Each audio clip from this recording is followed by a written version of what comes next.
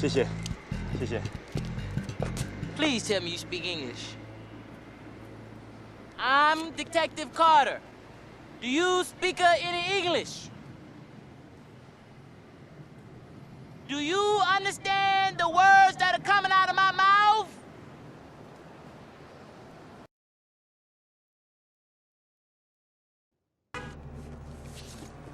Get out of the car. Get out of the car now. Where you think you're going, huh? Didn't I tell you to stay over there by the Duke? Hey, what do you think you're doing? Just mind your own business, old man, and stay in the car. Hey, what you doing? I was just trying to find out where you was going, man. You thought I was gonna shoot you? I wanted to go with Hey, you. what's happening here? Put the gun down. Put the gun down. I ain't playing with you, man. You think I'm playing with you? Don't move. Drop your guns.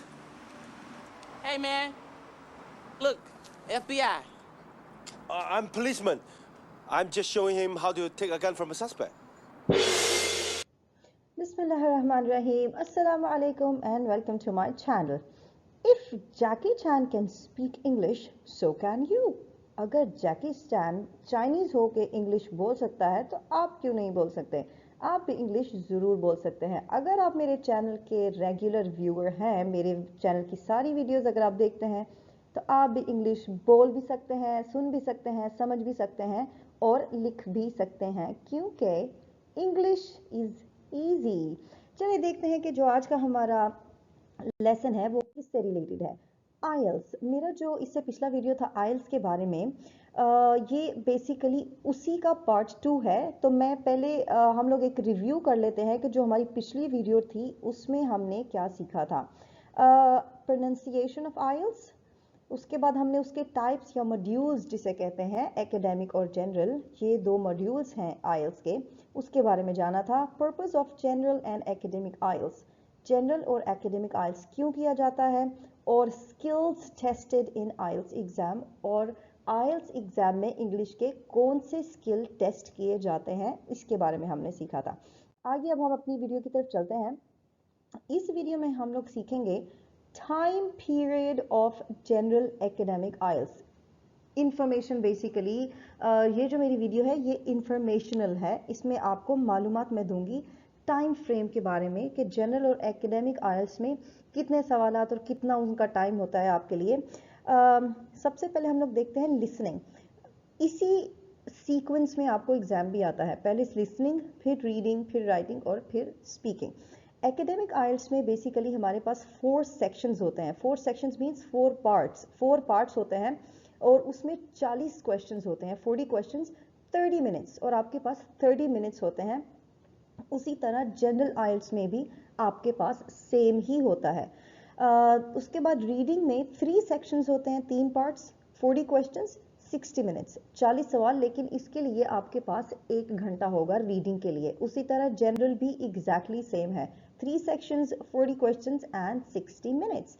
Writing में 2 sections होंगे यानी 2 part. एक part में आपको 150 words का जो task है वो करना होगा, और दूसरे पार्ट में आपको 250 वर्ड्स का टास्क प्रोड्यूस करना पड़ेगा, जिसमें आपके पास 60 मिनट्स होंगे। 1 घंटे के अंदर आपको 2 टास्क कंप्लीट करने होंगे, और बिल्कुल एग्जैक्टली उसी तरह जनरल में भी 1 घंटे के अंदर आपको 2 टास्क कंप्लीट करने होंगे, और वर्ड लिमिट इसकी भी 150 और 250 है। उसके बाद स्पीकिंग में आपके पास 3 सेक्शंस हैं। स्पीकिंग भी एकेडमिक और जनरल, इनका टाइम जो है टाइम फ्रेम सेम है। 3 सेक्शंस होते हैं। 1-to-1 इंटरव्यू है, जैसे आप जॉब के लिए इंटरव्यू देते हैं तो 1-to-1 face to face interview होता है आपका, एक बंदे का एक ही टाइम पे इंटरव्यू होता है। उसी तरह स्पीकिंग भी एक वक्त में एक इंसान से ही वो लोग करेंगे, और 11 to 14 मिनट्स का आपको इसमें आपसे बातचीत करेंगे वो लोग, 11 से 14 मिनट तक।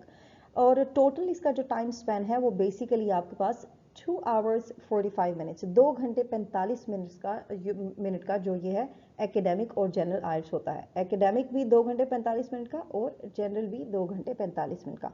अब आप कौन सा करना पसंद करते हैं वो, या कौन सी रिक्वायरमेंट है आपकी, वो आप खुद डिसाइड करेंगे कि आपको एकेडमिक करना है या फिर जनरल। नेक्स्ट हम लोग जो देखेंगे वो है यहाँ पे differences between academic and general IELTS. अभी मैं आपको सिर्फ मालूमात दे रही हूँ, इंशाल्लाह उसके बाद मैं आपको टिप्स और ट्रिक्स भी बताऊंगी कि किस तरह आप आसानी से आयल्स कर सकते हैं इंशाल्लाह। आगे जो है लिसनिंग और स्पीकिंग, ये भी मैं आपको अपनी अगली वीडियोस में डिटेल से बताऊंगी। फिलहाल ये है कि लिसनिंग और स्पीकिंग बेसिकली सेम होता है, इसमें कोई इतना चेंज नहीं होता, ये एकेडमिक और जनरल दोनों में सेम ही होगा। रीडिंग का जहाँ तक ताल्लुक है तो रीडिंग और राइटिंग जो है इनमें मेन फ़र्क होता है एकेडमिक आयल्स और जनरल आयल्स में। रीडिंग में 3 लॉन्ग रीडिंग पैसेजेस होते हैं। इसके जो आपको जो पैसेज आएगा रीडिंग का जो आपको आएगा वो बेसिकली उसकी लेंथ ज़्यादा होगी, उसमें ज़्यादा वर्ड्स आपको पढ़ने पड़ेंगे। और इसमें जो आपको रीडिंग जो आएगी वो बेसिकली आपको एकेडमिक रीडिंग आएगी, बुक्स में से आएगी जो कि कॉलेज और यूनिवर्सिटी में यूज़ होते हैं, या फिर न्यूज़पेपर से भी आ सकती है क्योंकि न्यूज़पेपर में एडवांस कलिमात, एडवांस अल्फाज यूज़ किए जाते हैं। उसके बाद जो जनरल है उसमें भी 3 रीडिंग पैसेजेस होंगे। जो पहले 2 पैसेजेस होंगे वो बेसिकली उनकी लेंथ ज़्यादा नहीं होगी, उसमें थोड़े ही वर्ड्स होंगे, छोटा होगा। और जो सेक्शन 3 होगा वो थोड़ा सा ज़्यादा बड़ा होगा लेकिन एकेडमिक से कम ही होगा। और जनरल आयल्स जो है वो स्मॉलर और ईजियर होता है, it's smaller and easier compared to academic. इसका मतलब ये है कि ये इसमें पैसेज आपको छोटा भी आएगा, जो पैसेज है उसकी लेंथ कम होगी और आसान भी होगा। आसान अब किस तरीके से होगा उसका मतलब मैं आपको बताती हूँ। जैसे फॉर एग्जांपल एक वर्ड है कंफ्यूज, आप सबको पता होगा कि कंफ्यूज का क्या मतलब होता है, कंफ्यूज हो जाना किसी वजह से। अब अगर जनरल आयल्स आप कर रहे हैं तो आपको वर्ड कंफ्यूज ही आएगा एग्जाम में, लेकिन अगर आप एकेडमिक आयल्स कर रहे हैं तो उधर वो कंफ्यूज की जगह बिविल्डर यूज कर सकते हैं, एट सी यूज कर सकते हैं, डिस्कम्बाबुलेटेड यूज कर सकते हैं, बैफल्ड यूज कर सकते हैं, क्योंकि इन सब ये जो अल्फाज मैंने भी बोले हैं इन सब का मतलब ही कंफ्यूज ही है। लेकिन वो कंफ्यूज आपको एकेडमिक में नहीं देंगे, वो आपको एकेडमिक का एडवांस लेवल के वर्ड्स देंगे। ठीक हो गया, आपको समझ आ गई होगी कि इसमें क्या फ़र्क है। राइटिंग में जो टास्क 1 है उसमें ग्राफ समराइजिंग होती है। मतलब आप ग्राफ, आपको पता होगा कि ग्राफ क्या होता है। ग्राफ बेसिकली आपको जैसे bar graph, pie chart, line graph, ये जो ग्राफ्स होते हैं अगर आपको इसके बारे में इल्म है तो ये बहुत ज़्यादा आसान हो जाएगा। नहीं भी है तो इंशाल्लाह मैं अपनी अगली वीडियोस में आपको तफसील से बता दूंगी। और इसमें बेसिकली 150 वर्ड्स जो है आपको लिखने होते हैं। टास्क 2 बेसिकली ऐसे राइटिंग है और इसमें आपने मिनिमम 250 वर्ड्स लिखने होते हैं। ऐसे राइटिंग में आपको टॉपिक दिया जाएगा, उस टॉपिक पे आपने अग्री करना है या डिसअग्री करना है। बेसिकली ये जो ऐसे होता है इसमें बेसिकली आपसे राय पूछी जाती है और फिर आपकी जो राय है उसको वो लोग कहते हैं कि आप साबित करें कि आप जो कह रहे हैं वो सही क्यों है। अगर आप किसी चीज़ से अग्री हैं तो अग्री क्यों है और डिसअग्री हैं तो डिसअग्री क्यों है। उसी तरह राइटिंग जो है हमारी जनरल आयल्स में वो टास्क 1 में लेटर राइटिंग आता है। मिनिमम 150 वर्ड्स आपने लिखने हैं और टास्क 2 उसी तरह ऐसे राइटिंग है मिनिमम 250 वर्ड्स। इधर बस ये है कि आपको ग्राफ की जगह लेटर लिखना पड़ेगा, वेरी सिंपल। नेक्स्ट हमारा जो लिसनिंग, रीडिंग और राइटिंग जो है वो बेसिकली आपका जो है it will be on the same day without any breaks. मतलब लिसनिंग, रीडिंग और राइटिंग एक ही दिन में होंगे तीनों और इसमें आपको कोई ब्रेक्स नहीं होंगी, ठीक है। और स्पीकिंग जो है, स्पीकिंग या तो सेम डे पे होगी या आईएलटीएस एग्जाम से 7 दिन पहले होगी और या 7 दिन बाद होगी। लेकिन स्पीकिंग का स्केड्यूल आपको आपका जो भी सेंटर है या जिधर से आपने अप्लाई किया है वो आपको बता देंगे। इसकी कोई परेशानी नहीं है। ठीक हो गया।